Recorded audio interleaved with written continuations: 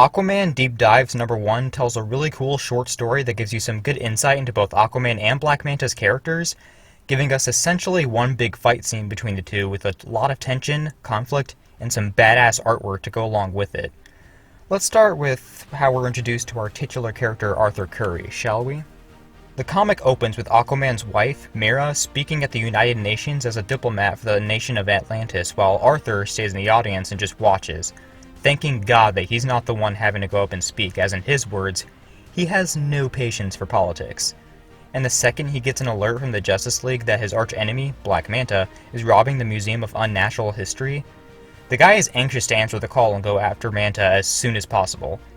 Introducing Arthur in this issue as a king who has the normal duties every other king would have, but personally he's more of a man of action who's more eager to handle situations that involve saving lives, stopping the bad guy, or protecting his home and loved ones than he is actually dealing with the politics that come along with being King of Atlantis.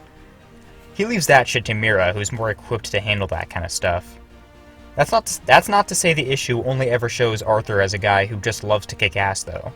While battling Black Manta, his enemy, who really wants Aquaman fucking dead for the death of his father, he does his best to talk Manta out of what he's doing, that being stealing this magical snare that he can use to kill the Man of Aqua himself. And after he finally defeats Black Manta, he takes the snare away from the museum and returns it to its rightful place in the sea with the dead Myrmizons that it belonged to in the first place, showing his respect for the sea and all the creatures and citizens that live in it as well as above it. His main goal here was to protect both Manta and humanity from that snare after all. Speaking of Manta, let's talk about him already because holy shit, he is a badass villain. I don't care what anyone says about his helmet looking retarded or whatever other criticisms people throw at the guy, which I'm pretty sure is none because the only critique I ever hear is that the costume looks stupid. Just like another water-based comic character from DC. These two really are more alike than they thought they were. But yeah, anyway, Black Manta, he's always been a favorite of mine in DC's library of villains. And this comic reminded me why. For one, I actually like the Black Manta costume. I think it's badass. Sue me. And two, the guy wants Arthur dead simply for the fact that he caused the death of his father, and ever since then, he would do whatever it takes to take that sea-dwelling bastard down. The man is persistent as hell, full of pride, and doesn't let anything get in his way. Not these guards, not the pricelessness of the snare he intends to use, nor even the fact that he's a human and Arthur is almost a god. Plus, he's just intimidating as hell. Just look at what he says to this poor guard begging him to let him live. What a cold-blooded bastard. There's also the fact that he very nearly kills Arthur in this comic numerous times, as well as in other comics too, if you read some other ones. I mean, their battles get brutal as fuck, dude. Yet in the end, his pride is what ends up costing him, as after Arthur tells Manta that the snare is cursed and that using it wouldn't be such a good idea, Manta's stubborn ass refuses to believe Arthur and tries using it anyway. And wouldn't you know it, the thing turns out to be cursed and electrocutes him, leaving him on the ground in pain as Arthur smirks and walks away to let the sea pirate get taken away by the cops. This is probably the best thing about this issue, the way it portrays Aquaman and Black Manta's rivalry. Even though they have both fucked over each other's lives constantly throughout the years, Arthur still does try to make Manta understand things from his perspective and even tries to save him from the snare. But Manta continuously just does not give a fuck and wants nothing more than to kill Arthur and everything he stands for, forcing Arthur to have to fight back and kind of bring out the worst in himself. However, at the end of the day, Arthur does not let his enemy get to him and still retains the more respectful, heroic side of himself. This comic basically gives us a quick glimpse into the over-the-top lives and rivalry these two larger-than-life men have. But enough of all that deep shit, how does it look when they kick each other's asses? The artwork of this issue is really fucking good.